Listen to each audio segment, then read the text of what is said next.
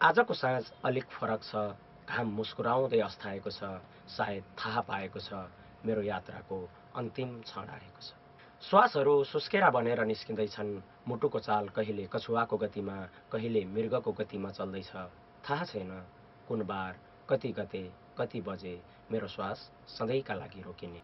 कति सपना थिए पूरा भएनन्, तर अब थाहा पाएँ सपना अधुरा रहे पनि जीवन व्यर्थ हुँदैन।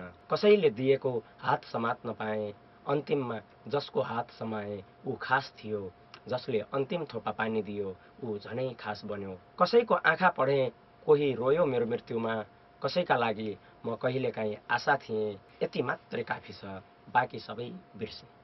म जाँदैछु तर हराउँदै छैन, यी पातहरू झर्छन् फेरि नयाँ पलाउँछन्।